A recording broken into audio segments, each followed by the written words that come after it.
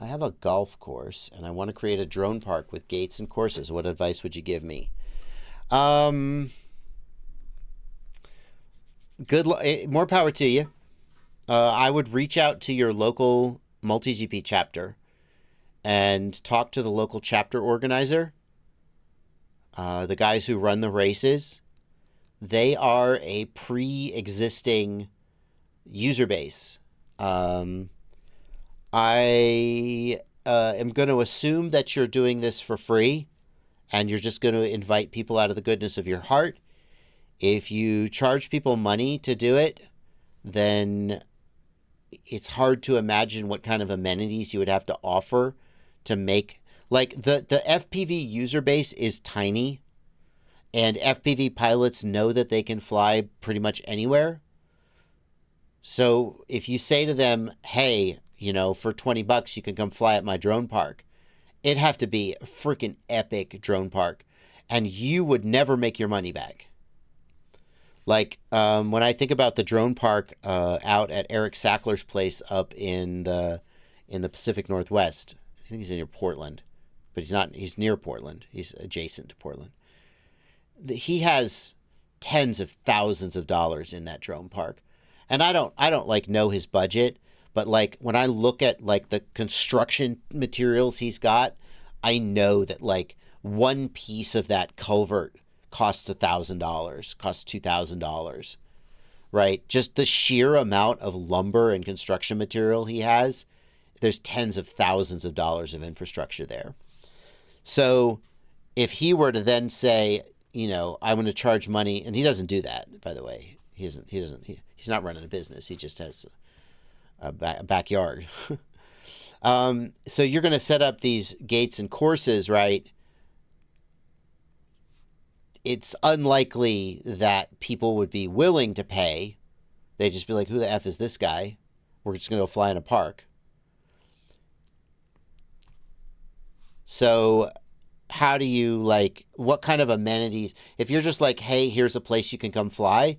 If it's a good place to fly, people will come fly there. But my advice would be to talk to the local FPV community and see what they want. And then see I, if you can offer that. I put his Yeah. new question up, or his response up there. What did he say? It's just for fun, no charge. Just want to do some creative and cool stuff to freestyle to a boatload of gates and LEDs. That's great. So just the only thing I would say is that's great, and that's a fantastic. I mean, I'm totally supportive of that. Sometimes we see people who are like, well, I have a golf course. Maybe I can make a little side income by selling FPV. And I'm like, yeah, there's not as much money there as you think. What I would say is if you are like a really good FPV pilot and you have a good sense of what people want, then go ahead, go wild.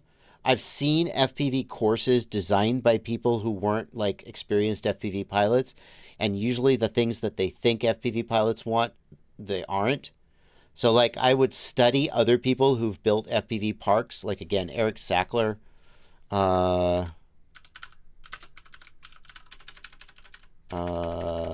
what's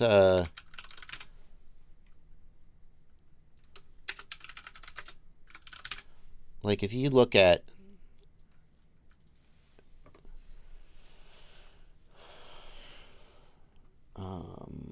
like if you look at this location, no music please. If you look at this location, this is Eric Sackler's place. Like you can look and study the kind of obstacles he's built. And if you were to reach out to him, he would probably like talk to you and chat with you. If you're like, okay, like what's the dimensions of that box? How big is that? Because I bet you can't guess the dimension. That's like an 8 or 10 foot box, which I think most people seeing it would think it was smaller. Like if you wanted some tips from him on what kind of obstacles to build or how to get the materials to build them, like by all means. Um, but don't just like start spending money and building shit if you don't have a clear vision on what people are going to like and want to see. On the other hand, if you're a super experienced FPV pilot and you have a good idea of what people want, then by all means.